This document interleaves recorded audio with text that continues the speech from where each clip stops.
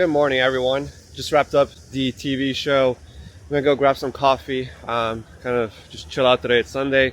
The reason I haven't been posting is because, as you guys can probably tell, I had a cold, so I've just been waiting to kind of kill the cold and be able to do everything I need to do.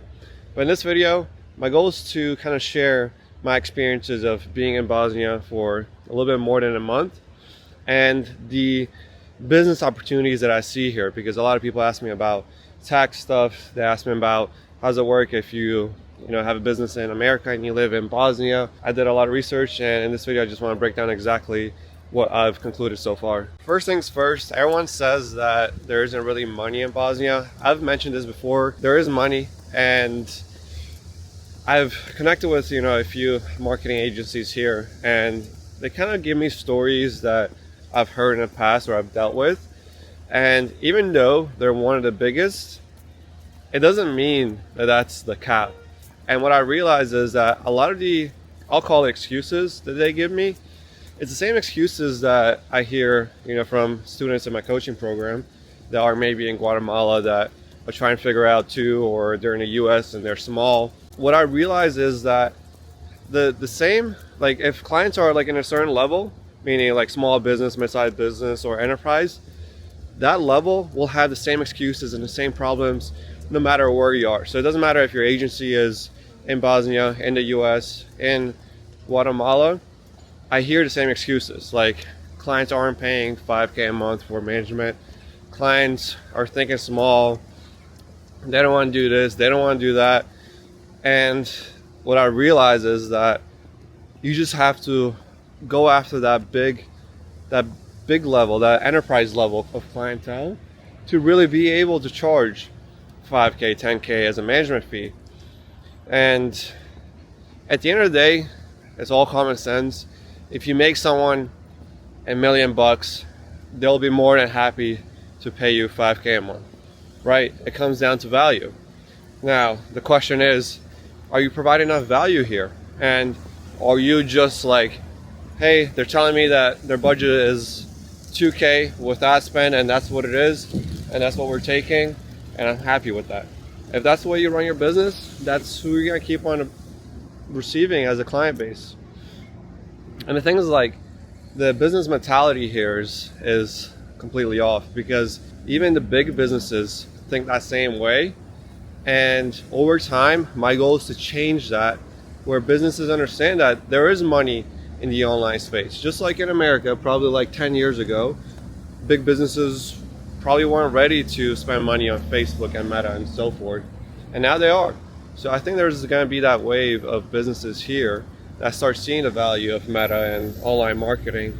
They're going to realize, okay, I need to spend $100,000 a month because there is a return on investment. And at that point, you can charge $5,000, $10,000 a month. And ultimately, that's my goal, to shift the mindset of these big enterprise businesses here in Bosnia. The second thing is the taxes. So I haven't figured this out 100%, but this is what I do know so far.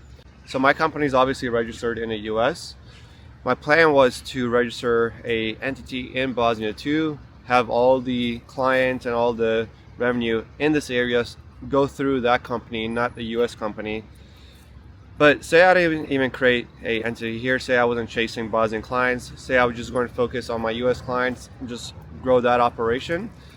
The way it works is that there is like a tax credit, which is called a foreign earned income expense. I think that's what it is. Like, it's FEIE is the acronym. And what they offer is $120,000 as technically a write-off, since I won't reside in the US and I can't be in the US for more than 30 days in a calendar year to be able to take advantage of that tax credit. So what that kind of offers me is, if I'm in a 25% tax bracket or higher, it roughly gives me like $30,000 a year where I save on taxes. The thing is, like, if you have your own business, not only can you do that for yourself, but you can employ your wife. She would get an additional $120,000. If you have a family member like a mom or like a brother or sister, and they're also living in Bosnia, you can technically employ them as well. So you can kind of see how this kind of adds up. If I was going to have an entity in Bosnia, the way the tax system works here is that you just get a flat 10% that you have to kind of pay back in taxes. So they take your net, they take your net like after all deductions, and you just literally just pay a flat 10%. My theory was, could I zero out my U.S. income and just fully pay my Bosnian income, well, my Bosnian entity here, and just pay the flat 10%? And the way it works is that it won't work that way because I have to pay Bosnia the 10%. But considering that I'm still like a U.S. resident, there's a like worldwide tax where the way it would work is in America, if I was in a 27% tax bracket, they would take whatever I paid Bosnia already, deduct it from what I would owe in the US, and then I would pay that difference. So at the end of the day, if I stayed in America and just paid the full amount, or if I lived here in Bosnia and I paid Bosnia their tax amount, I would still like pay the difference in US. So it would come out to the same math. The only benefit truly that I found was the tax credit of the $120K a year that I would receive living outside of America. The only thing I haven't figured out yet so far is at what point am I not considered a US resident anymore, and at what point do I not have to pay the worldwide tax, considering that maybe I won't reside in the US at all ever if I still decide to have my US citizenship. So obviously being Bosnian, I can have dual citizenship. I can have the American citizenship plus the Bosnian one. And I spoke to accountants here and I spoke to accountants in America.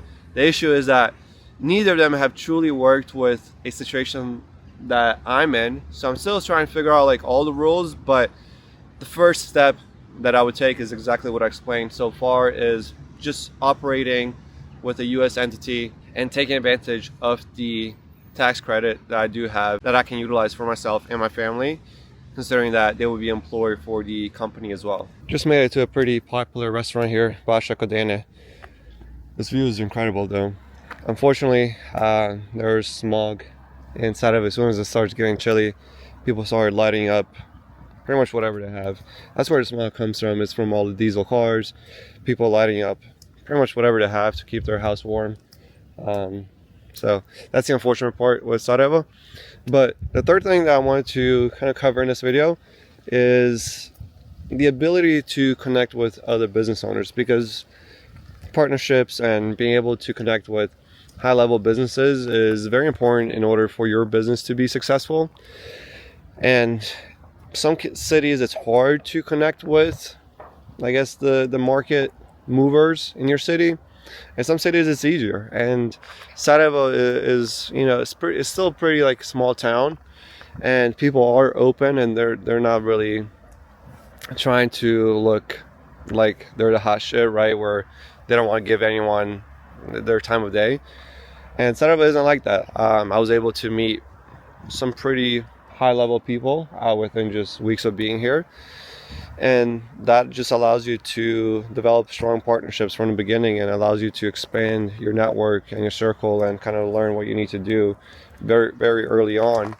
So from a business standpoint, if your concern is, will I be able to get into the right rooms and get into the right circles, the answer definitely yes. Even me being on TV today, it was literally a DM away.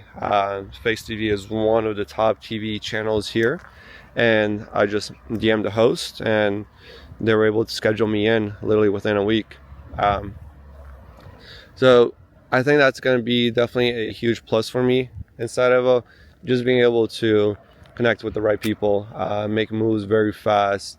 People are looking to collaborate, they are open, they're not just greedy and hungry and just looking to see what they can take from you. They're open to giving you their time of day, especially if you provide value, especially if you match their energy, and if there's like some commonality, people are open to hanging out, grabbing coffee, grabbing lunch, you know, whatever that is.